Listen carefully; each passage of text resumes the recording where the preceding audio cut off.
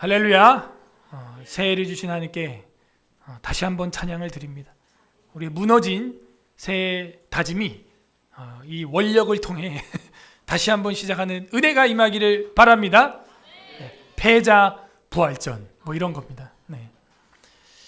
우리 앞뒤적으로 성도의 교제 한번 인사 나누겠습니다. 새해 복 많이 받으세요. 시작. 새해 복 많이 받으세요. 한 번 더 인사하겠습니다. 지혜가 복입니다. 시작. 지혜가 복입니다. 예, 지혜가 복인 줄로 믿습니다. 지난주엔 전수되는 지혜라는 제목으로 잠언 4장의 하나님 말씀을 들었습니다. 한 주 동안도 유약하고 연약한 내 모습을 인정하며 지혜와 동행하면서 사셨는지요? 오늘은 나쁜 지혜의 유혹이라는 제목으로 잠언 5장의 특별 계시의 말씀을 선포하고자 합니다. 다 함께 따라하겠습니다. 나쁜 지혜의 유혹. 나쁜 지혜의 유혹. 우리가 버려야 할 나쁜 지혜는 무엇입니까? 사람들이 죄를 짓게 되는 계기는 대부분 동기들, 친구들과 비교하면서 죄를 짓게 됩니다. 친구들의 권유가 유혹이 되고 그 유혹으로 말미암아 넘어가게 되는 것이지요. 이것은 태초의 죄와 다르지 않습니다. 에덴 동산에서 선악과를 먼저 먹었던 하와가 결국에는 자기의 갈비뼈와 같은 몸과 같은 동기 아담에게 그 죄를 전달해 줌으로써 안타깝게도 죄의 전도를 일으키게 되었죠. 저와 여러분이 죄를 짓는 방법도 그 방법과 크게 다르지 않다는 것입니다. 죄의 전도를 통하여 우리는 유혹에 빠지게 되는 것이고 그 원리가 바로 죄를 짓는 원리가 되는 것이죠. 이것을 전에 제가 또래 압력이라고 말씀을 드렸었습니다. 또래끼리 비교하면서 상대적으로 자기는 뭐가 있고 뭐가 없고 이걸 통하여 죄를 짓게 되는 것이죠. 유혹을 받게 되는 것이고 호기심을 갖게 되는 것입니다. 이것은 바로 나쁜 지혜라고 할 수 있죠. 지혜는 지혜인데 나쁜 지혜, 이거를 성경은 뭐라 그러냐? 꾀라고 하는 거고, 사탄이 뱀에게 들어가서 인류 최초의 범죄자를 만든 하와에게 꾀를 보여준 겁니다. 뱀이 꾀므로 내가 먹었나이다. 그건 바로 나쁜 지혜예요. 오늘 성경 본문에는요, 그 나쁜 지혜에서 탈출하라는 명령이 나옵니다. 진리가 나옵니다. 어떻게 해야 우리는 이 새해 나쁜 지혜를 버리고 참 지혜를 따라갈 수 있을까요? 지혜자는 자녀들을 어떻게 지도할까요? 오늘 성경은 그 비밀을 우리에게 계시해 주고 있습니다. 부디 오늘 말씀을 통해서 나쁜 지혜를 버리고 가정과 교회를 지키는 서울에스라교회 성도님들 되시기를 주님의 이름으로 소망합니다. 아멘. 5장도 역시 어떻게 시작하고 있습니까? 네, 아들아, 몇 번째? 세워봤어요? 다시 세워볼까요? 10번째인데요. 자, 1장 1 보세요. 10절 내 아들아, 15절 내 아들아, 2장 1절 내 아들아, 3장 1절 내 아들아, 3장 11절 내 아들아, 21절 내 아들아, 4장 1절 아들들아, 4장 10절 아들들아, 4장 20절 아들들아. 색칠했죠? 세어봐요. 하나, 둘, 셋, 넷, 다섯, 여섯, 일곱, 여덟, 아홉, 열. 그죠? 5장 1절 내 아들아 밑줄 벤니 벤. 그래서 아들아 하면서 역시 이 지혜는 전수되는 지혜다 라는 걸 알려주세요. 그리고 우리는 이 지혜를 전도받기를 바랍니다. 나쁜 지혜 말고요, 바른 지혜죠. 선한 지혜죠. 네 아들아. 딸도 포함됩니다. 시험 들지 마시기 바랍니다. 우리 딸들도 포함이 됩니다. 그리고 이건 딸들이 가르쳐야만 하는 현숙한 여자를 위한 책이라고 31장 결론에서 우리가 보았고 서론 시간에 설교를 다 했습니다. 내 아들아, 내 지혜에 주의하며 내 명철에 내 귀를 기울여라. 지혜는 무엇입니까? 호크마 하는 것이죠. 어머니와 같은 것이죠. 지혜를 주의하라. 항상 살펴라 이거죠. 운전할 때 전방 주시하는 거 기본입니다. 마찬가지 우리 인생을 살고 선택을 하고 판단을 할 때 바로 지혜를 주시해야 돼. 지혜 주의하라. 지혜를 가져야 돼. 내 명철에 내 귀를 기울여서 이렇게 되어 있습니다. 명철은 뭡니까? 연마된 지혜죠. 갈고 닦은 지혜죠. 하나님의 말씀에 칼을 가는 것처럼 여러분이 말씀 사경회를 듣고 오려반을 듣고 교사, 강사, 고시를 왜 준비합니까? 명철을 만드는 것이죠. 또 연마하고 연습하고 갈고 닦고 샤프하게 뾰족하게 만드는 것입니다. 그게 바로 내 명철에 내 귀를 기울여서 이렇게 나오죠. 자, 1절부터 6절은요 어떤 이야기를 하고 있냐? 음녀는 죽음을 선택하는 것이다. 음녀는 죽음이다, 이런 뜻이에요. 음녀를 선택하면 여러분은 사망을, 죽음을 선택한 것이다. 음녀는 죽음을 선택한 것이다. 그러면서 이제 아버지가 내 지혜, 내 명철을 귀를 기울여라, 이런 이야기를 합니다. 근데 이 아버지는 여자를 많이 거느려 봤나요? 아니면은 한 여자만 바라봤나요? 그래서 경험해 보니까는 이거 안 되는구나 아는 거죠. 항상 그 아버지는요 안 좋은 것도 경험을 미리 해보고 자녀에게 이야기를 해주는 겁니다. 그죠? 야식하지 말아라, 잠 제때 자라, 그죠? 그때는 아직 우린 젊거든요. 20살, 20대 때 그런 이야기 많이 하셨어요. 본인도 그렇게 해보니까 몸이 망가지고 관절염이 오고 장염이 오고 당뇨병이 오고 고혈압이 오고 그런 걸 겪어보니까 그게 50대, 60대 돼가지고는 조절해서 안 될 일이라는 거예요. 20대부터, 30대부터 조율을 해야 50대, 60대가 편안하니까 계속 우리가 듣기에는 잔소리 같은 이야기를 계속하죠. 과식하지 마라, 밀가루 많이 먹지 마라, 밀가루 좋아하지 마라, 차가운 물 그렇게 벌컥벌컥 마시지 마라, 벌컥벌컥 마시지 마라, 차가운 물. 예? 저는 막 겨울에도 냉수 막 마시고 막 그랬는데 지금은 따뜻한 물 아니면 안 마십니다. 제가. 예. 큰일 납니다. 자다가 일어나서 바로 먹지 마라. 자기 전에 바로 먹지 마라 또. 큰일 납니다. 저 하루는 이렇게 누워 있는데 우리 셋째인가 아기 때 콩을 이제 구운 콩을 가져왔어요. 자고 있는데 아침에 이제 해가 떴어요. 와가지고 제 입에다 콩을 넣은 거야. 저는 뭔지도 모르고 씹어갖고 먹었다가 급체를 합니다. 제가 죽는 줄 알았어요. 진짜 세상이 핑 도는 거예요. 자고 있는데 딱 들어가는데 위장이 오퍼레이팅이 안 됐잖아요 지금. 그러니까 그게 들어오니까 확 막히는데 어지러우면서 그냥 하얘지는 거예요. 와, 자고 바로 일어나서 뭐 먹는 것도 이제 안 합니다. 이제 항상 어른들 말이요, 자기들이 겪어본 거예요. 내 아들들아, 지혜를 주의하며 내 명철의 귀를 기울여라 하는데 그 주의와 명철이 뭐냐? 음녀는 죽음을 선택하는 것이다. 2절, 근신을 지키며. 근신이 뭡니까? 메지마라고 하는 히브리어는 근신, 속셈, 계획을 말하는 겁니다. 그죠? 너의 계획, 너의 속셈, 너의 스케줄을 말하는 거예요. 그게 바로 근신이에요. 근신을 지켜라. 너 마음의 그 계획, 너 마음의 그 선한 속셈, 그거를 지키며 내 입술로 지식을 지키도록 하라. 이렇게 돼 있어요. 내 입술로 지식을 지켜라 하는 것은 늘 입술 가운데 하나님 말씀이 나와야 한다 이 얘기죠. 그러면서 어떻게 해요? 계획과 속셈, 근신을 하라는 거예요. 스케줄 관리, 근신하라는 거예요. 셀프 컨트롤, 근신하라는 것이죠.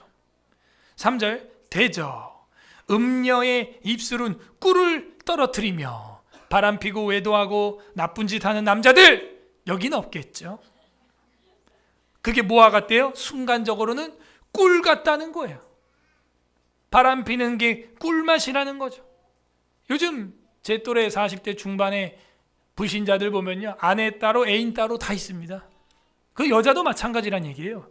그죠? 세상은 그렇게 돌아가고 있어요. 안타깝죠. 입술에 꿀을 떨어뜨리니 그 꿀만 찾아다니는 겁니다. 그의 입은 기름보다 미끄러우나 그러나 but 4절, 나중은 쑥같이 쓰고. 이 쑥이라고 하는 것은요, 사실은 라나라는 이 히브리어는 저주예요. 저주가 된다 이거죠. 그럼 뭐예요? 독이 가득하네. 엘리사도 독이 가득한 식물을 해독하기 위하여 그죠? 해독을 기도했던 적이 있죠. 잘못된 풀이에요. 독초예요. 그 먹으면 어떻게 돼요? 죽는 거예요. 그리고 버섯도 독버섯 있죠? 독버섯은 화려해요? 아니면 촌스러워요? 에? 그러니까 여러분이 사랑하는 가족은 어떻게 생겼어? 그게 가족이야. 막 화려하고 막 희양찬란하고 매끈하고 그런 사람 보면 어떻게 되는 거예요? 무슨 버섯을 본 것 같은 거야? 독버섯이야, 독버섯. 그 먹으면 큰일 나는 거예요. 막 빨간 버섯 막 노랗고 막 알록달록한 버섯. 큰일 납니다. 큰일 나. 화류계 여인일수록 촌스럽다, 화려하다? 그치. 우리 여기 남학생들, 남자 여러분, 나중에 아내를 고를 때 어떤 아내를 골라야겠어요? 촌스러운 아내를 골라야 돼요. 그죠? 옷 색깔도 3가지 이상 된다. 패스. 그럼 흰색 저고리, 검은 치마. 딱이야. 우리 애들도 보라고 저렇게요. 경건하게. 아미쉬 드레스 코드 알죠? 정숙한 여인일수록, 정절을 지키는 여인일수록, 그죠? 3가지 이상의 컬러를 자기 몸에 치장하지 않는다. 쑥같이 쓰고 두 날 가진 칼같이 날카로우며, 표현이 안 되니까 이렇게 하지, 우리로 하면 뭐예요? 면도날 같으며, 이런 거예요. 그냥 싹 지나갔는데 멀쩡한 것 같은데 한참 있다가 쫙 피가 나오고 봉합하기 아주 어려운 정도로 이제 벌어집니다. 살이. 그게 누구라는 거예요? 대저 음녀. 이 음녀라고 하는 것은 이탈했다, 벗어났다, 이런 뜻이에요. 그거를 정도의 반대말 뭐예요? 외도. 아내와 남편과 가족과 항해하는 것은 정도, 제대로 된 바른 길, 바를 정자죠. 길도 짜죠. 근데 거기서 벗어난 거를 음녀라고 하는데 히브리어로는 이거를 외도라고 쓰고 있어요. 벗어났다, 빗나간 여자다 하는 것이죠. 우리는 어떻습니까? 하나님 앞에서 빗나간 성도입니까? 빗나간 형제입니까? 빗나간 자매입니까? 빗나가면 안 돼요. 그리고 그런 여자 남자한테 가면 안 돼요. 쑥같이 쓸 겁니다. 처음에는 꿀같이 단데, 따라하세요. 꿀이 쑥이 된다. 독버섯이 되는 거예요. 독초가 되는 거예요. 네? 쑥같이 쓰고 두 날 가진 칼같이 날카로우며, 5절, 그 발은 사지로 내려가며, 죽을 자리 사지, 나를 사지로 내몰고 이럴 수 있느냐, 이런 얘기죠. 죽음의 길로 밀어붙이는 거예요. 누가? 음녀가, 음남이. 그의 걸음은 스올로 내려가니, 스올이 뭐예요? 지옥이에요. 땅속을 말하고 있습니다. 죽음의 거처죠. 스올로 나아가나니 그는 생명의 평탄한 길을 찾지 못하며. 자, 이 생명의 길은 바로 그 음녀의 쑥과 같은 저주의 죽음의 길과 대조가 되고 있습니다. 생명의 평탄한 길을 찾지 못하며 자기 길이 든든하지 못하여도 그것을 깨닫지 못하느니라. 문제는 이 외도에 한번 빠지면은 그게 잘못된 길이라는 것을 깨닫지 못합니다. 꿀 같기 때문에, 기름처럼 미끄럽게 그냥 순탄하게 길이 열리기 때문에 그게 잘못된 길이라는 걸 깨닫지 못해. 큰일 나죠. 그러다가 중독되는 거예요. 이것도 성중독, 간음이죠. 10계명에서 몇 계명을 범죄한 것입니까? 7계명이에요. 그러니까 10계명 지키는 게 그렇게 어렵다니까요. 더 나가서 예수님 뭐라 그래요? 생각만으로 여인을 보고 음욕을 품었으면 이미 간음했다, 이래버리니까. 우리가 전에 잠언에서 공부한 대로 우리는 무엇을 지켜야 돼요? 모든 지킬 만한 것 중에 더욱 내 마음을 지켜라 그랬잖아요. 그게 예수님 가르침이거든요. 그런데 이 음녀는요, 그 생명의 길을 파괴하고 저주의 길과 독보석 독초의 길을 만들고, 그거를 이제 양의 탈을 뒤집어 쓴 위장한 꿀 같은 유혹으로 다가온다는 것입니다. 큰일 나죠. 우리 그리스도인들 중에도 그런 외도의 길에 빠진 사람이 한둘이 아닙니다. 너무 많죠. 뭐 유명한 목회자들도 많이 넘어지고 빠지죠. 근데 이거는요, 성도들도 문제예요. 제가 볼 땐 그 목회자가 누구랑 그 간음의 길에 빠질까요? 뭐 부처님하고? 비구니하고? 수녀하고? 성도 여집사하고 빠지는 거예요. 그게 둘 다 문제인 거예요. 그러니까 목사 욕할 게 아니라니까요. 비극이죠. 수치죠. 우리의 자화상이죠. 그러나 우리는 한편으로는 이해가 되죠. 이 타락하고 이 전적으로 부패한 인간이 하나님의 불가항력적인 은혜가 없이는 얼마나 불완전하고 우리의 자유의지가 온전하다 파괴됐다? 우리 자유의지라는 것은 이렇게 파괴되어 있구나. 내 마음에 옳은 정도를 가지 아니하고 외도를 가니 이 하나님 없는 결혼, 하나님 없는 부부 얼마나 불안정하냐. 그 중에 최악이 동거입니다. 제가 볼 땐 최악이 동거예요. 동거가 뭡니까? 살아보다가 맞으면은 혼인신고 한다? 아니죠. 살아보다가 여차하면 난 널 버릴 수 있어, 이 얘기예요. 정반대입니다. 이 동거라고 하는 사상이 우리 청년들한테 허다하게 퍼져 있어요. 이게요, 널 사랑하니까 맞춰가겠다가 아닙니다. 살아가다가 안 맞으면 버리겠다예요. 그리고 흔적 없이 버리겠다는 겁니다. 혼인신고 없이 버리겠다는 거예요. 우리 청년 학생 여러분, 절대 그런 동거라는 거 하면 안 됩니다. 범죄예요. 그거는. 사랑은 책임지는 겁니다.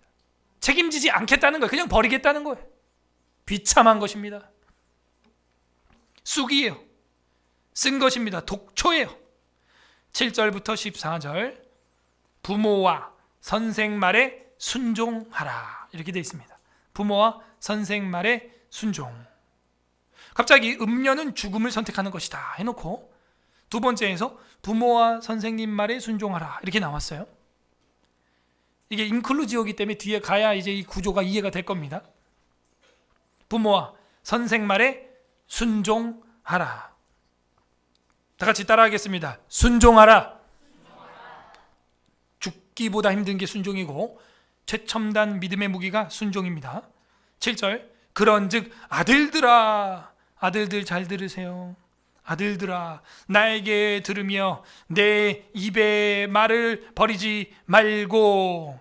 그죠? 똑같죠? 2절에서 가르친 것과 똑같은 말을 하고 있습니다. 반복되는 건 중요하다, 안 중요하다? 그 잔소리가 아닙니다. 중요하다. 엄마 아빠가 여러분 반복해서 이야기하는 거 있죠? 그건 뭐예요? 너무 중요하고 여러분을 사랑하고 생각해서 하는 이야기예요. 그 부분은 절대로 놓치면 안 된다는 거죠. 그런즉 아들들아, 나에게 들으며 내 입의 말을 버리지 말고. 버리지 마세요. 한 귀로 듣고 한 귀로 흘리지 마세요. 8절, 내 귀를 그에게서 멀리하라. 참 안타까운 번역입니다. 그에게서 멀리하라니요? 그가 누구예요? 그녀죠. 그러면 그죠? 그래서 이게 여성 명사로 쓰고 있거든요. 이게 히브리어로 보면은 그녀에게서 멀리하라죠. 어떻게 이렇게 번역을 했을까? 저랑 성경을 문맥으로 보니까 어때요?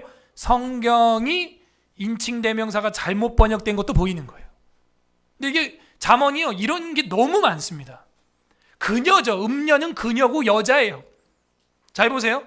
왜 여자일까요? 그렇지. 지혜가 뭐니까? 여자니까. 참 지혜가 여자니까 가짜 지혜가 이 여자로서 그녀로, 음녀로 지금 위장돼서 속이려고 나온 거 아닙니까? 당연히 여성 인칭으로 번역을 해야죠. 이거를. 안타까워. 8절, 내 길을 그녀에게서 멀리하라. 그렇게 화류계 여인에게서 어떻게 하라? 멀리하라. 그런데 이런 게 있어요. 가정에서 부부관계가 안 좋으면 대부분 여기 아들들아 이랬으니까 남자들이 그 화류계 여인한테 쏙 빠져버리는 거예요.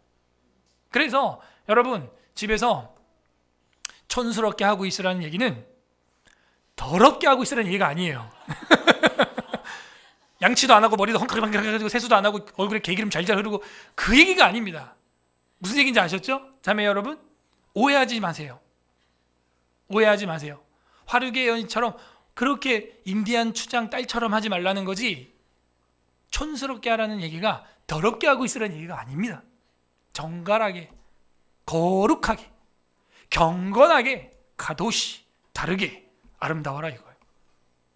베드로 사도가 뭐라 그럽니까? 너희는 귀걸이나 코걸이나 발목걸이나 금사슬로 몸을 꾸미지 말고, 땀머리나 이런 걸로 꾸미지 말고, 뭐래요?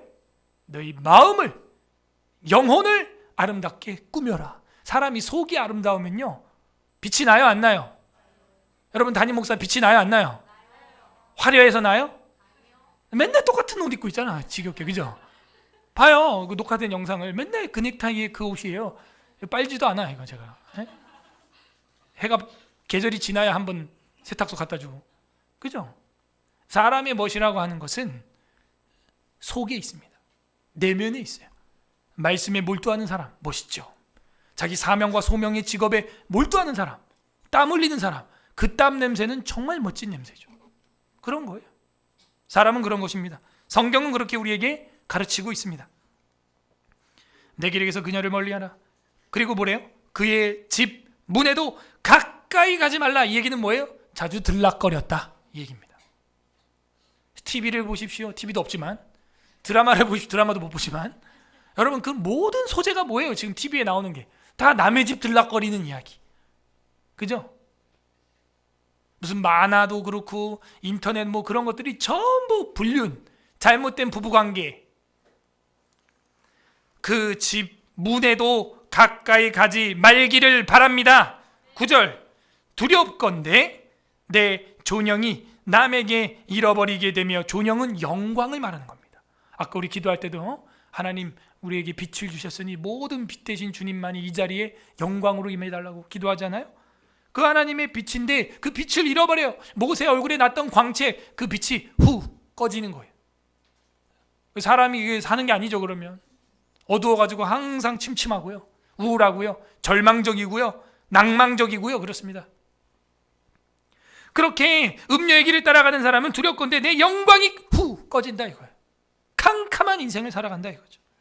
존영이 남에게 잃어버리게 되며 내 수완이 뭐예요? 생명.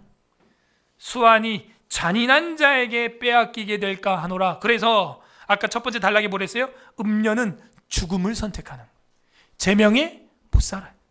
제명에 못 살아요, 여러분. 그 수완이 잔인한 자에게 빼앗기게 될까 하노라. 그죠? 10절 또 그래요. 두 번째 두려움이 나오네요. 두렵건대 타인이 내 재물로 충족하게 되며, 그죠? 그 바람피고 다른 여자랑 그렇게 놀아나면 그 여자의 정부가 가만히 있겠습니까? 남편이 소송 걸죠. 재산 탕진되죠. 또 그 화류계 여자가 그냥 만나주겠어요? 자기야 나 이거 좀 사줘. 뭐 다이아 반지 뭐 이런 거. 재산 다 털리는 거예요. 내 재물로 충족하게 된다. 내 재물로 충족하게 되며 그 타인이 말이죠, 내 수고한 것이 외인의 집에 있게 될까 하노라. 완전 가산을 탕진하고 마는 거죠. 생각나는 사람? 돌아온 탕자. 아버지 유사까지 받아가지고 어떻게 해요? 창기와 함께 다 써버렸다는 거예요. 여자 잘못 만나면요, 외도의 길에 빠지면요, 그 돈 날아가는 거예요. 순식간이에요. 돈만 날아가면 다행이죠. 삼손을 보십시오. 눈이 뽑히고 여호와의 신이 떠나버리는 거예요. 최악입니다. 또 세 번째 두렵건대 11절, 두렵건대 마지막에 이르러 내 몸, 내 육체가 쇠약할 때에 네가 한탄한다. 이 여자 저 여자 만나보십시오. 여러분 100% 질병이 생깁니다. 엄청난 질병이 괴롭힐 거예요. 내 몸, 내 육체 다 망가집니다. 동성연애 하는 사람 무조건 다 망가져요. 처참하고 비참하게 끝납니다. 이렇게 두렵건대 세 가지가 나왔습니다. 뭡니까? 내 영혼의 영광과 두 번째 재물과 육체, 뭐예요? 총체적으로 다 망한다 이거죠. 다 망해요. 영혼, 재물, 뭐 육체 다 무너집니다. 절대로 외도하면 안 됩니다. 다른 남자, 다른 여자 바라보면 안 돼요. 12절, 말하기를 내가 어찌하여 훈계를 싫어하며 내 마음이 꾸지람을 가벼이 여겼는가? 어찌하여 내가 하나님 말씀을, 목사님 말씀, 선생님 말씀을, 부모님 말씀을 그렇게 가벼이 여겼던가? 13절 내 선생 밑줄 박. 아까는 부모님이었죠, 아버지였죠. 근데 이젠 선생의 목소리를 청종하지 아니하며 나를 가르치는 이에게 귀를 기울이지 아니하였던고 후회한들. 돈 다 썼고요, 영광 날라갔고요, 육체는 질병을 가지고 있습니다. 선생의 목소리를 청종하지 않았기 때문이죠. 14절 많은 무리들이 모인 중에 큰 악에 빠지게 되었노라 할까 하게 될까 염려하노라. 그러므로 절대로 음녀의 길을 따라가지 마라. 일부 다처제 이슬람 맞아요, 틀려요? 잘못된 거죠. 하나님께서는요, 영이 유효하셔도 한 하와만 지으신 이유는 경건한 자손을 낳게 하기 위함입니다. 남자의 갈비뼈가 몇 개입니까? 드링 드링 드링. 그러나 아내를 12지파로 만들지 않았어요, 주님이. 그죠? 딱 하나만 빼서 하와를 만들었습니다. 이게 우리 하나님이신 줄로 믿습니다. 네. 만약에 다처제가 맞으면 뭐 갈비뼈 몇 개 더 다 빼가지고 동시에 말이죠, 그죠? 뭐 하와, 상하, 뭐 중화, 뭐 다 만들고, 상중하와 뭐 다 만들어가지고 하죠. 결혼식 다 같이 단체 결혼식 막 이렇게. 하나님은 그렇게 하지 않았어요. 부모와 선생 말에 순종하라. 이걸 듣지 않으면 망한다. 마지막 15절부터 23절은 아내는 생명을 선택하는 것이다. 아까 처음에는 뭐였어요? 음녀는 죽음을 선택하는 것이다 그랬죠? 여기 15절에서 23절은 아내는 생명을 선택하는 것이다. 음녀는 죽음을 선택하는 것이다의 반대죠. 인클루지오죠. 자, 그 사이에 뭐가 있었어요? 부모와 선생 말에 순종하라. 이게 탁 샌드위치처럼 껴있는 겁니다. 아, 이제 구조가 보이네요. 그러면 A, B, A 프라임 이러면 되겠네요. A, B, A 프라임. A 프라임. 그래서 수미상관법이다. 아내는 생명을 선택하는 것이다. 뭐 여성분에게는 반대겠죠. 남편이 생명이다, 이 얘기입니다. 남편은 생명을 선택하는 것이다. 제비족을 고르면 어떻게 된다? 죽음을 선택하는 것이다. 자, 15절 너는 내 우물에서 물을 마시며 내 샘에서 흐르는 물을 마시라. 아브라함과 이삭과 야곱의 시대를, 창세기를 우리는 생각해야 됩니다. 우물이 뭡니까? 우물이 생명이에요, 생명. 그 족장들이 살아가는 시대에 우물이 없으면요, 마을이 없어요. 우물이 있어야, 물이 있어야 어떻게 돼요? 물이 있어야 풀이 나오죠. 풀이 나와야 양이 뜯어먹고, 그래야 양이 젖과 털을, 양털을 제공하고 무역이 가능하고 민족이 먹고 살게 되는 것입니다. 그래서 우물을 뺏었다? 그 민족 전체를 뺏었다, 이 얘기랑 똑같은 거예요. 아내가 뭐와 같다? 그 생명의 물과 같다는 거예요. 생수와 같다는 거죠. 그래서 이사야서에도 보면은 다윗의 2세의 우물물 뭐 이런 이야기가 있어요. 생수, 돈 없는 자도 값 없는 자도 와서 마셔라 이럽니다. 그런데 우리 주 예수님은 뭐라 그럽니까? 내가 뭐래요? 생수다. 내가 목마르지 않은 영원한 living water, living water, 생수다. 그런 얘기를 하는 거예요. 나를 믿는 자는 뭐래요? 그 배에서 생수의 강이 넘쳐나리라. 가로 열고, 이 생수는 뭘 가르쳐 하는 말이라? 성령을 가르쳐 하신 말이더라. 가로 닫고. 다 그렇게 나오는 거예요. 이게 신약이랑 연결이 되는 겁니다. 일단 그렇게 성령 충만한 경건한 남자는 누구와 동거한다는 거예요? 아내와 함께. 너는 내 우물에서 물을 마시며 내 샘에서 흐르는 물을 마시라. 너는 내 이렇게 표현하고 있잖아요. 그래서 이 우물이라고 하는 단어는요, 보어 이렇게 되어 있는데, 여기서 보엘셀바 이런 말도 나오고 브니엘 이런 말도 나오고, 그래서 보어라고 하는 게 우물인데 여기서 브니엘, 부엘셀바 이런 말들이 이제 파생된 거예요. 그래서 우물이 바로 그 생수와 같은 것이죠. 16절 어찌하여 내 샘물을 집 밖으로 넘치게 하며 내 도랑물을 거리로 흘러가게 하겠느냐? 그럴 수 없죠. 아내를 마치 표현하고 있어요. 그래서 비유컨대 히브리 사전에는 이 우물, 보어라고 되어 있는 게 아내, 여자 이렇게도 표현이 됩니다. 여자가 아이를 임신하면 그 뱃속에 있는 것도 영어로는 그냥 워터라고 합니다. 양수도 그냥 워터고 물이에요. 17절, 그 물이 내게만 있게 하고 타인과 더불어 그것을 나누지 말라. 지당하신 말씀. 18절, 내 샘으로 복되게 하라.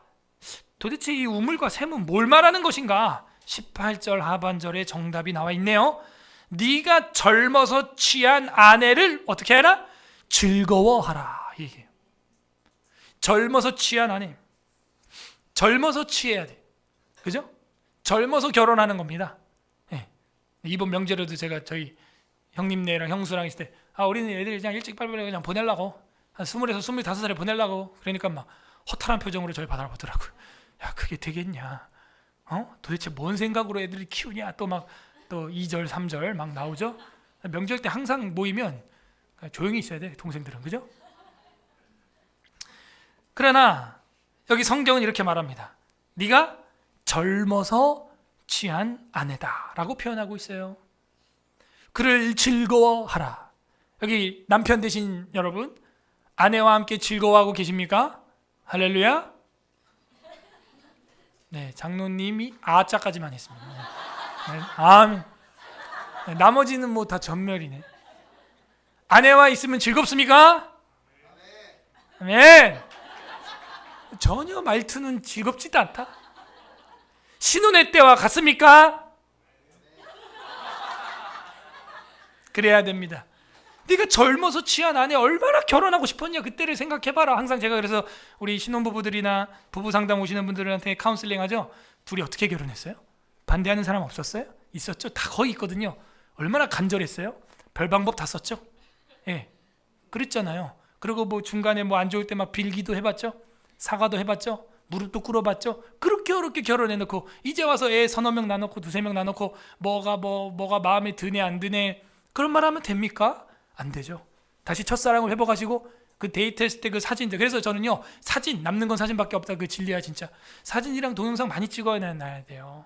신혼회 때, 데이트할 때, 이럴 때 그걸 다 스크랩해두고 저는요 그런 거 다 찾아봅니다. 문자도 저는 다 그거를 프린트 해놨었어요. 서로 주고받았던 것들 그런 거 보면서 대판 싸우고 그 와가지고 그거 보면서 푸는 거야. 혼자 보고 다 풀려요. 그냥 와가지고 제가 또 아내한테 막 비비고 막 이러면 또 자기 혼자 풀고 왔으니까 왜 이래 이것도 막 이러지. 난 당신을 사랑해. 왜 이래 이거 갑자기. 방금 전에 싸웠는데 난 혼자 그런 거 다 보고 풀었거든. 그게요 하나님도 그럽니다. 호세아 시대 뭐라 그럽니까? 북이스라엘 멸망할 때 내가 너와 함께 했던 신혼의 때를 추억하노라 이런 말이 나와요. 광야에 있을 때 내가 너희를 만나기를 광야에서 포도나무를 만난 것 같이 내가 널 기뻐했다 이럽니다. 물만 마셔도 기쁜데 포도나무 만나봐요. 포도즙을 짜 마셔봐요. 사막에서 얼마나 기쁘고 막 세포가 막 살아날 겁니다. 내가 너를 만나기를 무화과 나무에서 첫 열매 딴 것처럼 내가 너를 기뻐하였노라. 그런데 너는 우상과 같이 더러워졌구나. 이게 마지막 북이스라엘의 예언입니다. 하나님은 저와 여러분을 그렇게 사랑한 줄로 믿습니다. 그 형상을 어디서 우리는 확인해야 돼요? 부부간에, 아내와 남편 간에 그걸 확인해야 돼요. 그 기쁨이 얼마나 큰지요. 혼자 즐기는 솔로 생활보다 막 몇백 배, 몇십 배 기쁜 겁니다. 그 사랑의 기쁨에서 생명이 태어나는 거예요. 또 생명을 통해서 그 기쁨이 있지 않습니까? 그 아이야 점점 걸어다니고 말하고 얼마나 귀여운지 몰라요. 자기 자식이 제일 귀엽죠 뭐. 그때 막 온 세포가 살아나는 것 같아요. 병이 치료되는 것 같아요. 그런 애기들 봐야 우울증이 떠날 거 아닙니까 여러분? 예? 진짜 그래요. 성경이 말합니다. 여자가 자기 아이 낳은 기쁨으로 말미암아 그 고통을 잊어버린다는 거예요. 자매 여러분, 이 말에 동의하시면 아멘? 예, 동의합니다. 낳아본 분들은 아는 거예요. 이게. 물론 힘든 일도 있겠죠. 근데 그 이상으로 기쁜 일이 기다리고 있다는 거예요. 그런 걸 겪으면서 아내가 남편을, 남편이 아내를 겪으면서 자식을 겪으면서 뭘 겪는 거예요? 아, 이게 하나님의 사랑이구나. 하나님의 사랑의 이미지구나. 그림자가 이 정도인데 진짜 우리가 천국에서 하나님을 만나면 얼마나 기쁠까? 아내가 남편이 주는 기쁨이 이만큼이요, 부모가 주는 기쁨, 자식들이 아기들이 주는 기쁨이 이만큼인데 내가 그 본체인, 사랑의 본체인 하나님은 사랑이시라 그 하나님을 만나는 그 천국에 내가 가면 얼마나 기쁠까. 이게 우리의 믿음인 줄로 믿습니다, 여러분. 그래서 가정을 지켜야 돼요. 그래서 지혜자 솔로몬은 뭘 말하고 있는 거예요? 지금 처음엔 뭐였어요? 누구랑 있냐, 너가 어디에 있어야 되냐, 너 누구랑 어울리냐, 1장에서 그거 얘기했죠. 그 다음에 지혜를 엄청 사모하라고 이야기하죠. 그리고 그걸 자식에게 전달하라고 이야기하죠. 그러면서 뭐라 그래요? 이제는 가정에서 지키라는 거예요. 아내와 남편 간에 지키라는 거예요. 네가 젊어서 취한 아내, 남편을 즐거워해라. 저는 지금도 저희 아내랑 있으면 신혼의 때 같아요. 우리 첫째가 이제 벌써 13살이 됐다니까요. 우리 교회에서 태어나가지고 그렇게 깐난 애가, 그래가지고 지난주에도 엄마 아빠 나갔다 와. 자기가 동생 보겠다. 우리도 이제 용돈 주고 이제. 그래서 아내랑 딱 둘이 나가면 데이트하는 것 같아. 탁 팔짱 끼고 나가면요, 데이트하는 기분이 납니다. 그 부부가 좋아야 자식들한테도 좋은 에너지가 영향이 가는 거예요. 부부가 맨날 짜증나고 막 육아에 막 쩔어가지고 막 서로 사랑도 못하고 그냥 그러고 있으면 애들한테도 막 짜증이 전달된다니까요. 그래서 우리 아이들이 그렇게 환기를 시켜주고 갔다 오면 또 우리는 다이소 막 이렇게 해가지고 기분 전환도 시켜주고 서로 윈윈 하는 거 아니겠습니까? 네? 그 가족이 그 뭐예요? 다 사랑의 관계. 감사하죠. 고맙죠. 네가 젊어서 취한 아내를 즐거워하라. 19절. 그는 사랑스러운 암사슴 같고 아름다운 암노루 같으니 너는 그의 품을 항상 족하게 여기며 만족하라는 거예요. 자족하라는 거예요. 그 이상 욕심을 갖지 말라고. 다른 여자를 또 품으면 어떨까, 이런 욕심을 갖지 말라는 거예요. 밥도 마찬가지죠. 저거 더 먹으면 어쩔까, 이거 내가 또 한 번 시켜 먹으면, 그 폭식이에요. 과식이에요. 그죠? 그것도 탐심이에요. 아내 외에 다른 사람을 또 품을 생각을 말라는 거예요. 그의 품을 항상 만족하게 여겨라. 그의 사랑을 항상 연모하라 밑줄 짝. 그의 사랑 중요하죠. 결국은 뭐예요? 사랑이 문제. 사랑을 깨달아야 돼. 사랑을 연모하려면 사랑을 알아야죠. 연모가 뭐냐면요, 사모하라는 거예요. 열정적으로 그거를 기다리라는 거예요. 그리고 이 연모라고 하는 단어를 히브리어로 제가 찾아보니까 이게 쏴가라고 되어 있는데 도취되다 이런 뜻이 있습니다. 이게 어디 쓰이는 단어냐면 술 취하다라는 단어로 쓰는 단어예요. 이게 도취하다, 음녀에게 취하는 것처럼 아내에게 취하라는 거예요. 취할 일이 있냐? 아내에게 취해라. 그 음녀한테 취하지 말고. 비틀거리다 이런 뜻도 있습니다. 이게 그래서 누구로 말미암아 비틀거리라는 거야? 아내한테 사랑에 미쳐서 아내만 보면 좋아가지고 비틀거릴 정도로 사랑에 취하라는 거예요. 우리 서울 예사라교회 성도들은 담임 목사 닮아서 아내만 보면은 그냥 사랑에 취하길 바랍니다. 아멘. 참 은혜롭지 않은 아멘이 오늘 이 명절에 동처부터 그냥 나오고 있다는 것을 우리는 느끼고 있지만, 마음을 새롭게 해야 돼요. 마음을 환기가 돼야 돼요. 환기가.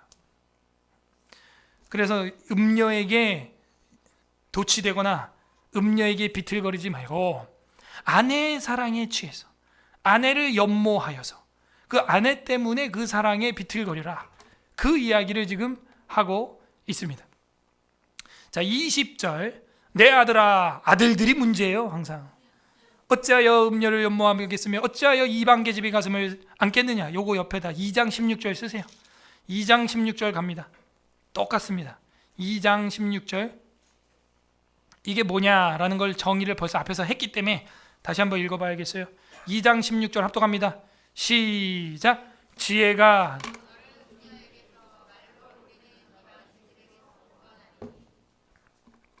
뭐가? 그죠? 이게 지혜라는 거예요. 근데 여기는 안타깝게도 그게 빠져 있죠 지금. 그러니까 내 아들아만 이렇게 나와 있는데 음녀가 누구랑 비교되고 있는 거예요? 지혜랑 비교되고 있죠. 둘 다 여성이니까.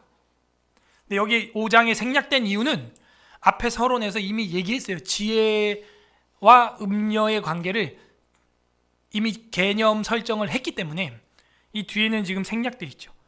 음녀 이방계집 단어가 똑같이 나왔어요. 지금 2장 16절에서 5장 20절이 이게 평행이에요. 그러면 같은 이야기입니다. 21절 대저 사람의 길은 여호와의 눈 앞에 있나니 그가 그 사람의 모든 길을 평탄하게 하시느니라. 대저 음녀의 길은 뭐래요? 대저 사람의 길은 여호와의 눈앞에 있습니다. 모든 사람 다 보죠. 성도, 음녀, 바람피는 남자 다 여호와의 눈이 CCTV가 돼서 다 보고 있다는 거예요. 그가 사람의 모든 길을 평탄하게도 하고 멸망하기도 하고 지진으로 땅이 갈라지게도 하고 그런 분이라는 거예요. 하나님이 보고 있습니다. 22절 악인은 자기의 악에 걸리며 길거리가 평탄하지 않는 거죠. 걸려요. 넘어져요. 그 죄의 줄에 매이나니 길에 이제 올무죠. 줄은 올무죠. 길에 있는 줄은 올무에 발이 한번 들어가면 이게 매듭 때문에 싹 쪼입니다. 오히려 그 계속 나가려고 하면 발이 막 절단되고 그죠? 동물들이 그래서 올가미에서 죽는 거 아닙니까? 악인은 이렇게 자기의 길에 걸리고 죄의 줄에 매이게 됩니다. 이게 지금 무슨 맥락이에요? 외도하면 파면된다 이거예요. 파멸된다 이거예요. 마지막 23절 합독하겠습니다. 23절 시작. 그는 훈계를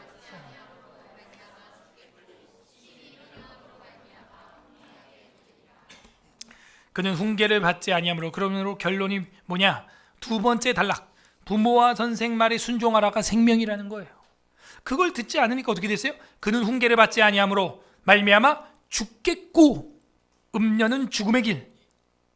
결론이잖아요. 지금 5장 전체를 정리하는 거잖아요. 마지막 절에 와서 결국 음녀는 죽음을 선택하는 것이라는 첫 번째 단락을 정리해 줬네요. 그리고 그 훈계를 받지 아니하면은 두 번째 단락인 부모와 선생의 말에 순종하지 않는다라는 걸 순종하라고 지금 정리하고 있네요. 그리고 심히 미련함으로 말미암아 혼미하게 되느니라. 이 혼미는 뭐예요? 젊어서 취한 아내에게 연모하라 그랬죠. 취하라 그랬죠. 그런데 여기는 뭐예요? 다른 여자한테 혼미케 되면 네 인생도 혼미하게 되어서 망한다고 하는 세 번째 아내는 생명을 선택하는 것이라는 단락을 정리하고 있네요. 아주 지혜로운 구절이네요. 마지막 23절을. 그는 훈계를 받지 아니함으로 말미암아 죽겠고 심히 미련함으로 말미암아 혼미하게 되는데 다른 것에 혼미하게 된다는 것입니다. 이렇게 5장은 정리가 되고 있어요. 즉 나쁜 지혜의 유혹을 피하라는 거죠. 나쁜 지혜가 뭡니까? 결국에는 정도를 벗어나 외도에 빠지는 것입니다. 옛날에 지금은 우리 교회 없는데 누군지도 몰라요. 문자가 왔어요. 저한테 문자가 와서 이 핸드폰 번호가 남궁현우 서울에스라교회 목사님 번호 맞습니까? 맞습니다. 그렇군요. 그러면서 장문의 문자가 온 거예요. 저한테. 그 이야기는 지어낸 이야기가 아니라는 거예요. 내가 서울에스라교회 어떤 집사와 외도에 빠져 있다. 근데 버젓이 대표 기도를 하는 모습을 자기는 유튜브를 통해서 보는데 치가 떨린다. 그런 얘기 여기 없습니다. 여러분 또 오늘 아내 되신 분들 집에 가서 또 남편 또 잡는다. 옛날에 와, 제가 그런 문자를 봤는데 야, 내가 목회 잘못하고 있구나. 그게 사실인지 아닌지는 모르겠으나 그 뒤로 몇 번을 저랑 이제 문자를 주고 받았는데 아무튼 뭐 디테일한 이야기였어요. 근데 자기는 말은 할 수 없다. 근데 어쨌든 그런 얘기를 하는 겁니다. 아직도 전 누군지 몰라요, 솔직히. 그래도 익명으로 이제 왔기 때문에. 그러면서 그 사람이 그런 거예요. 응? 그 사람 저렇게 계속 지금도 외도를 하고 있는데 자기랑 권징을 받아야 되지 않겠냐. 나도 남궁 목사님 교회 성도는 아니지만 그러면 가서 권징 받겠다 이러는 거예요. 그래서 제가 그랬어요. 난 우리 교회 사람도 아닌데 내가 당신을 권징할 이유 없고 당신 다니는 교회 가서 담임 목사한테 이실 직고 하시고 회개해라. 그러면 권징 받아라 거기서. 그리고 우리 교회 그 누구냐 빨리 말해라. 누구냐 빨리 말해라. 근데 아직 말할 수 없다는 거예요. 지켜보겠다는 거예요. 난 말하고 원하면 내가 그 사람 피고로 삼아서 건징하겠다. 당에 소환해서. 근데 조심해라. 이걸 함부로 꺼냈다가는 그 아내 되는 분이 알게 되면 그 집안에 아이들도 있다고 그러는데 집안 파탄 나는 거다. 한 집안 그렇게 파탄 낼 수 있냐? 그걸 원하냐? 참 진퇴양난이죠. 그죠? 그 여집사 여성도인지 뭐 우리 교회 나오는 여자가 아내였는지 안 나오는지 아내였는지 모르지만 아무튼 그 남자의 아내 된 여자분은 얼마나 불쌍해요. 그거 모르고 있잖아요. 건진감 맞아요. 그리고 그 아내가 요구하면 이혼도 할 수 있습니다. 이거는 법적으로, 성경적으로. 심각한 상황이죠. 그 아이는 무슨 죄가 있죠? 예? 보통 아이들이 삐딱상 타는 이유가 뭐냐면 부모들의 헤어짐 때문입니다. 아이들 대부분 삐딱상 탑니다. 뭐 우리 아이가 달라졌어요. 이러면 TV에 무슨 뭐 금쪽 같은 내 새끼 그 아이 상담, 유아 상담 오면 다 뭐가 문제예요? 부모님들 문제예요, 다. 저와 여러분 문제고요. 정말 안타깝죠. 그래서 이 5장에서 지금 솔로몬은 내 아들아, 이거는 거의 이거는 죽음이다. 음료를 선택하는 건 이거는 쑥이다, 지옥이다, 저주다, 이건 파면이다, 끝이다. 에? 끝이야. 그 얘기를 해주는 거. 회복이 안 돼요. 인생은 연습이 안 되고 복귀가 안 됩니다. 이게. 여러분이요, 국적은 바꿀 수 있어요. 그런데 가족관계 증명서는 절대 못 바꿉니다. 그죠? 국적은 바꿀 수 있어요. 그러므로 이 5장의 가르침을 우리 특히 여기 아들들이라고 또 돼 있으니까 남자들이 또 생물학적으로 이 외도에 빠지기 더 쉬운가 봐.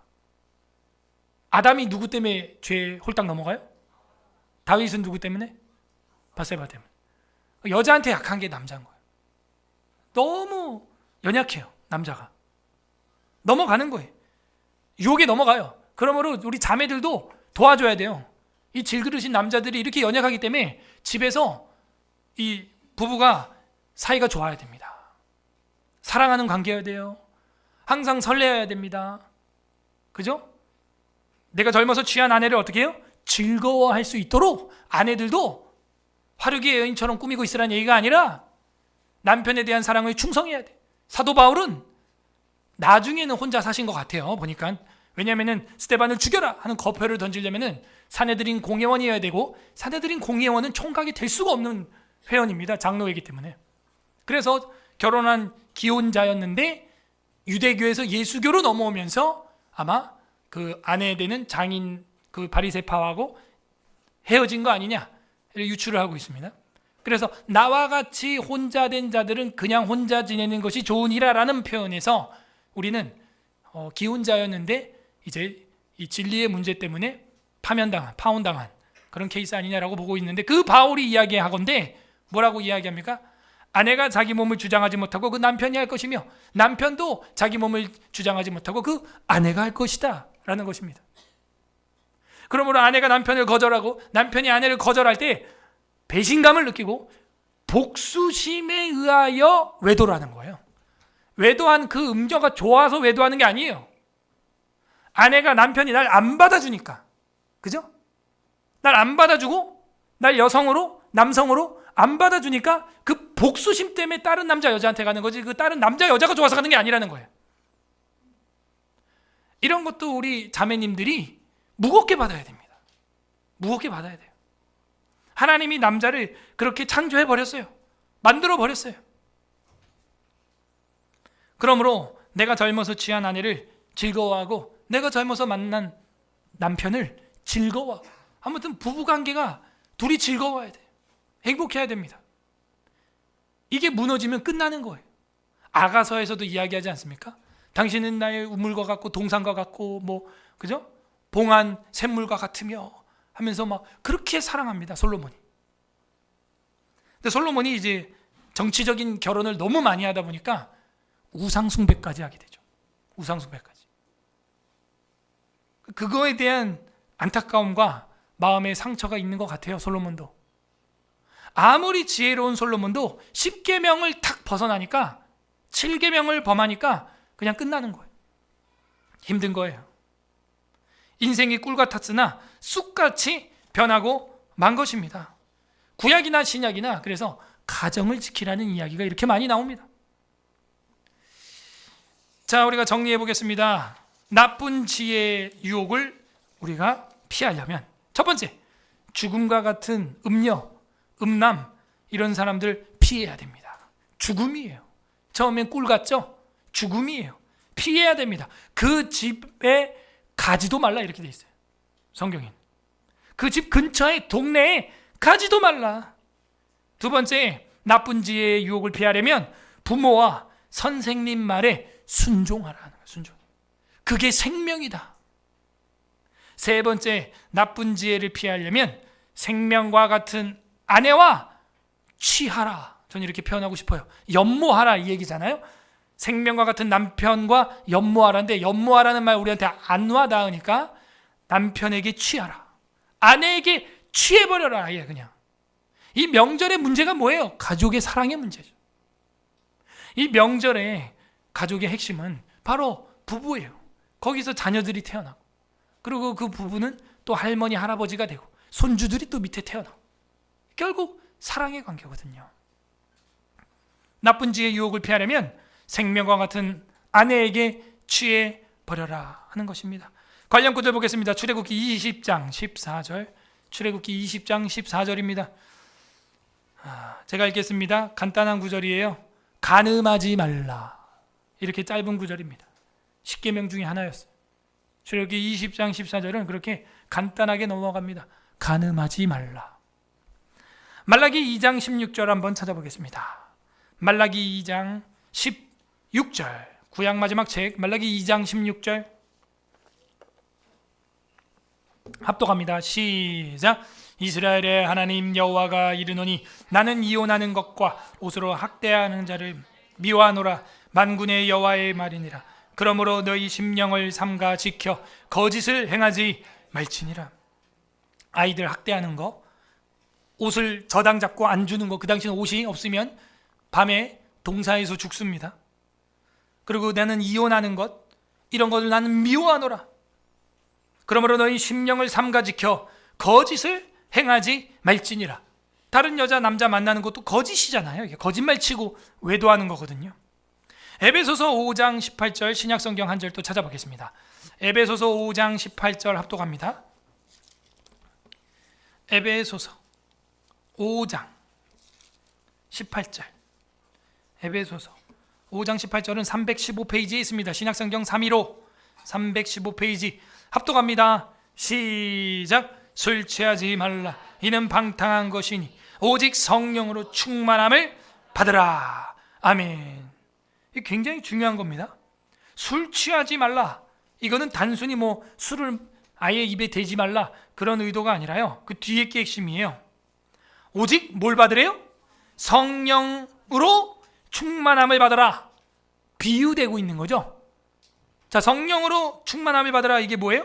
술에 충만함을 받은 사람은 술 냄새가 나고 술 기운으로 말하고 술이 취해서 비틀거리고 술 기운으로 힘을 씁니다. 그런데 오직 성령으로 충만케 된 사람은 어떻게 해요? 성령으로 말하고 성령으로 힘을 쓰고 성령으로 봉사하고 성령으로 살아갑니다. 그래서 성령에 취해버리라는 거예요. 그러면 어떻게 됩니까? 그 다음 절 시와 찬송과 신령한 노래가 나오고요. 술 취한 사람은 술 노래가 나오죠. 서로 화답하며 너희 마음을 서로 주께 노래하며 찬송이 나오죠.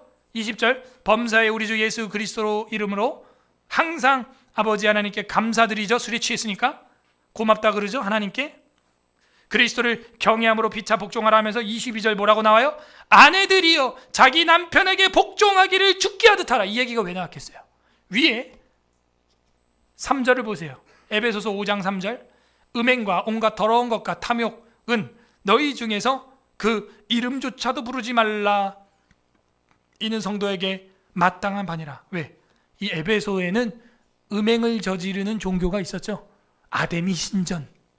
그 아데미 신전에 성도들이 왔다 갔다 하는 거예요. 음행과 온갖 더러운 거. 그런 이야기를 아니까 가정이 파괴되고 가정이 파괴되니까 바울이 개척했던 에베소 교회가 파괴되는 거예요. 그러니까는 바울이 뭐라고 말합니까? 술 취하지 말라. 술에 취해가지고 그 아프로디테에 가가지고요, 아데미 신전에서 그 아데미 수녀들하고 나쁜 짓하고 간음을 저지르고 그러고 오는 거예요. 그러니까 그런 거 취하지 말고 성령 취해라. 그리고 어떻게 하라? 아내들아 남편에게 복종해라. 왜 남편들아 아내 사랑하기를 예수님이 교회를 사랑하신 같이 먼저 해라, 이 말이 왜 안 나왔냐면은, 아마 이 헬레니즘은 여성 상위 시대고 사회다 보니까 여자들이 위에 있거든요, 남편보다. 그러다 보니까 이 아내들이 남편들을 좀 하대했나 봐요. 그러니까 남편들이 아내에게 인정 못 받으니까 계속 그런 아데미 신전 가가지고 욕구를 해소하고 바람 피고 막 이랬나 봐. 그러니까는 바울이 그걸 아니까 22절에 아내들이여 자기 남편에게 복종하기를 주께 달하고, 이는 남편이 아내의 머리됨이 그리스도께서 교회의 머리됨과 같음이니 그가 바로 몸의 구주시니라. 이 역사적 배경에서 읽으면 기분 나쁠 이유가 없는 거예요. 여자들이 지금 그런 상황이었구나. 혹 나는 그 에베소의 여집사처럼 집에서 남편에게 하고 있진 않는가?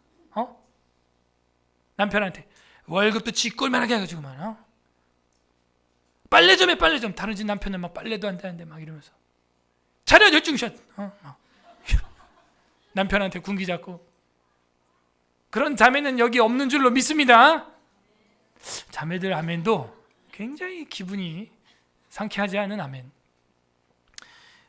그러므로 하나님께서는 구약이나 신약이나 가정을 지키게 하라는 거죠. 이 명절에 우리가 나쁜 지혜의 유혹을 받아서는 안 되겠어요. 선한 지혜에 우리가 취하기를 바랍니다. 웨스트민스터 신앙고백서 24장에 보면은 결혼과 이혼이라고 하는 장이 있어요. 이 결혼과 이혼에 대해서 제가 아주 여러 항을 참 나누고 싶은데, 이 항에 보면 결혼의 목적이 나옵니다.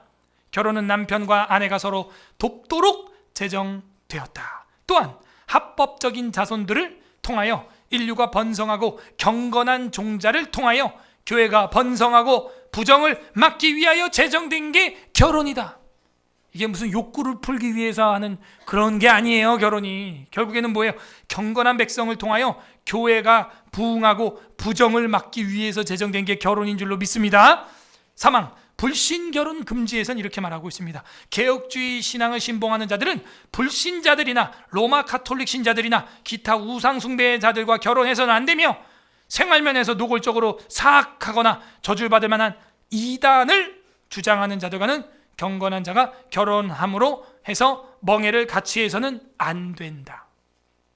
누누이 얘기합니다. 누누이 얘기합니다. 불신자와 결혼해서는 안 됩니다. 인생은 한 번이에요. 한 번이에요. 돌이킬 수 없어요. 지워지지 않아요. 그런데 이 말을 가볍게 여겨요. 내 부모와 선생의 말에 순종하라를 안 들어요. 그리고 평생 고생하는 거예요. 평생. 죽을 때까지 아내 전도 남편 전도 기도 제목을 삼는 거죠. 되면 다행입니다. 되리라는 보장이 있나요? 되면 다행이에요. 끝끝내 안 믿고 간답니다. 오항, 간통과 간음이라는 우리 신앙 고백이 정하는 교리가 있습니다. 오항, 간통과 간음에서는 약혼한 후에, 요즘 뭐 약혼합니까? 약혼도 잘 안 하죠. 약혼한 후에 범한 간음이나 간통이 결혼 전에 발견되면 무만 측에서 그 약혼을 파기할 수가 있다. 결혼한 후에 간음한 경우는 무만 측에서 이혼 소송하는 것은 적법하다. 이게 우리 기독교 교리예요. 이혼한 후에는 범죄한 측이 죽은 경우나 마찬가지로 다른 사람과 결혼하는 것은 적법하다. 이렇게 돼 있어요. 여러분, 웨스트민스터 신앙고백서가 뭐 고리 타분하고 뭐 그런 걸로 보이십니까? 아닙니다. 성경을 진리로 삼은 우리의 신앙인 줄로 믿습니다.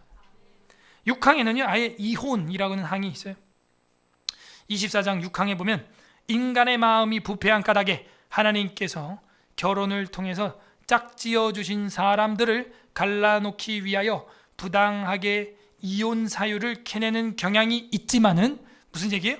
이 타락한 인간들은요 부당하게 이혼 사유를 막 캐내고 있다는 거예요. 뭐만 있으면 헤어지려고. 너 눈곱 꼈어 이혼해, 뭐 이런 식인 거죠. 이슬람이 이런 게 굉장히 심합니다. 너 남편이 아니라 너 옆에 지나가는 남자 재봤지? 너 오늘부로 너 이혼이야. 이슬람은 그 가차 없습니다. 부당하게 이혼 사유를 캐내는 경향이 있지만은 간음 또는 교회나 세상 법률에 의해서도 결코 어떻게 할 수 없는 고의적인 별거 외에는 어떤 것도 이혼을 위한 충분한 사유가 될 수 없다. 반대로 말하면 충분한 이혼 사유는 간음과 어떻게 할 수 없는 고의적인 별거 상태에 들어간 배우자가 있다면, 떨어져 있는 상태에 있는 배우자가 있다면 이혼이 가능하다는 거예요. 이혼을 할 때에는 공적인 법적 절차를 밟아야 하며 관련된 당사자들이 그들 자신의 사건에 있어서 자신의 의사나 결정에 따라 자의로 처리해서는 안 됩니다. 다시, 이혼할 때는 공식적인 법적 절차를 밟아야 돼요. 담임 목사를 통하여, 그 다음에 판사들을 통하여, 목사와 판사들을 통하여 공식적인 입장이 될 수 있게 진행을 해야 한다는 것이죠. 그렇게 해야지 자신의 사건에 있어서 자신의 의사 결정을 따라 자의로 처리하면 재척 사유가 되는 겁니다.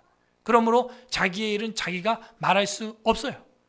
총회나 노회에서도 그렇게 돼 있습니다. 우리 교회 사건, 서울 에스라 교회 사건을 제가 발의할 수가 없어요. 다른 목사님들이 해줘야 되는 겁니다. 제가 알건대 서울 에스라 교회는 이런저런 일이 있어서 이만저만함으로 이렇게 해주는 것이 가한 줄로 압니다.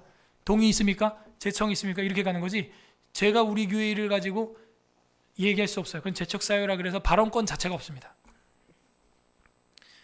그러므로 이혼할 때 이런 정당한 사유가 있을 때 할 수 있으나 자의로 처리해서는 또 안 되는 것이지요.